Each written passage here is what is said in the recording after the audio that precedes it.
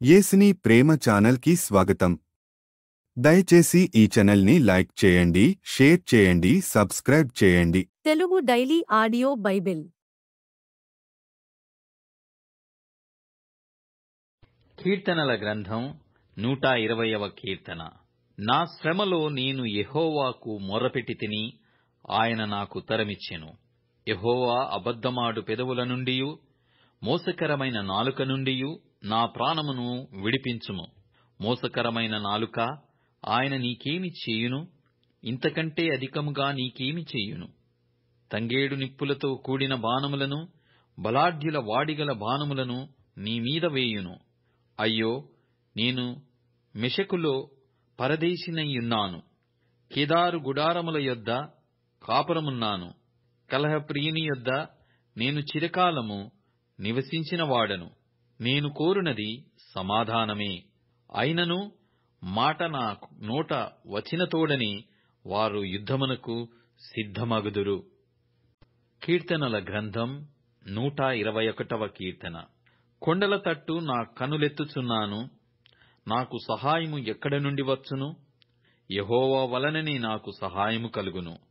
ఆయన భూమి ఆకాశములను సృజించినవాడు. ఆయన నీ పాదము తొట్రిల్లనీయడు.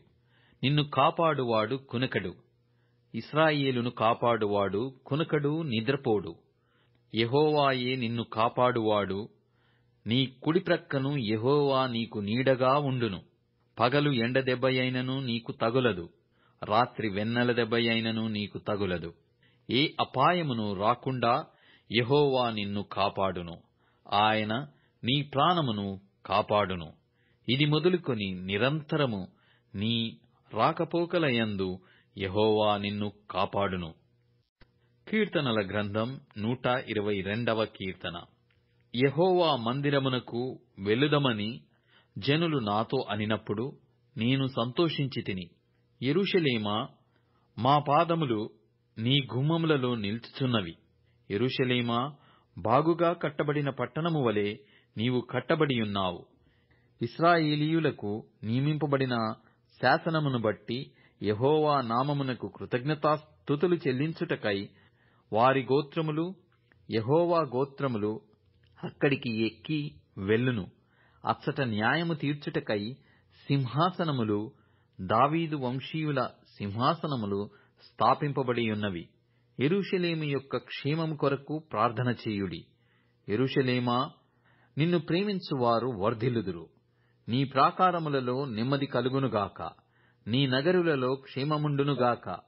నా సహోదరుల నిమిత్తమును నా సహావాసుల నిమిత్తమును నీకు క్షేమము కలుగునుగాక అని నేనందును. మన దేవుడైన యెహోవా మందిరము నిమిత్తము నీకు మేలు చేయ ప్రయత్నించెదను. కీర్తనల గ్రంథం 123వ కీర్తన. ఆకాశమందు ఆసీనుడైన వాడా, నీ తట్టు నా కన్నులెత్తుచున్నాను. దాసుల కన్నులు తమ యజమానుని చేతి తట్టును, దాసి కన్నులు తన యజమానురాలి చేతి తట్టును చూసినట్లు మన దేవుడైన యెహోవా మనలను కరుణించు వరకు మన కన్నులు ఆయన తట్టు చూచుచున్నవి. యెహోవా, మేము అధిక తిరస్కారము పాలైతిమి. అహంకారుల నిందయు గర్విష్ఠుల తిరస్కారమును మా మీదికి అధికముగా వచ్చియున్నవి. మమ్మును కరుణింపుము, మమ్మును కరుణింపుము. మొదటి కొరింథీయులకు వ్రాసిన పత్రిక 6వ అధ్యాయము. మీలో ఒకనికి మరి ఒకని మీద వ్యాజ్యమున్నప్పుడు వాడు పరిశుద్ధుల ఎదుట గాక అనీతిమంతుల ఎదుట వ్యాజ్యమాడుటకు తెగించుచున్నాడా? పరిశుద్ధులు లోకమునకు తీర్పు తీర్చుదురని మీరెరుగరా? మీ వలన లోకమునకు తీర్పు జరగవలసియుండగా మిక్కిలి అల్పమైన సంగతులను గూర్చి తీర్పు తీర్చుటకు మీరు యోగ్యత లేదా? మనము దేవదూతలకు తీర్పు తీర్చుదమని ఎరుగరా? ఈ జీవన సంబంధమైన సంగతులను గూర్చి మరి ముఖ్యముగా మీరు తీర్పు తీర్చవచ్చును గదా. కాబట్టి ఈ జీవన సంబంధమైన వాక్యములు మీకు కలిగిన ఎడల వాటిని తీర్చుటకు సంఘములో తృణీకరింపబడిన వారిని కూర్చుండబెట్టుదురా? మీకు సిగ్గు రావలెనని చెప్పుచున్నాను.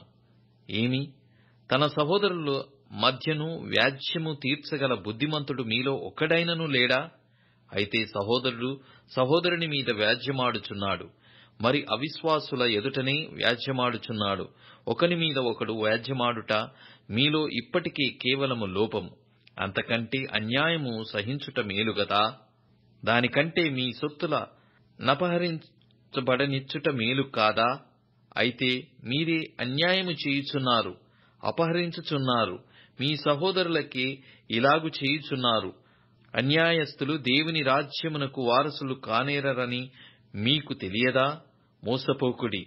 జారులైనను, విగ్రహారాధకులైనను, వ్యభిచారులైనను, ఆడంగమితనము గలవారైనను, పురుష సంయోగ్యులైనను, దొంగలైనను, లోభులైనను, త్రాగుబోతులైనను, దూషకులైనను, దోచుకొనువారైనను దేవుని రాజ్యమునకు వారసులు కానేరరు. మీలో కొందరు అట్టివారై ఉండిరి. కాని ప్రభువైన యేసుక్రీస్తు నామమునను మన దేవుని ఆత్మయందును మీలో కడగబడి పరిశుద్ధపరచబడిన వారై నీతిమంతులుగా తీర్చబడితిరి. అన్నిటి యందు నాకు స్వాతంత్ర్యము కలదు గాని అన్నీయు చేయదగినవి కావు.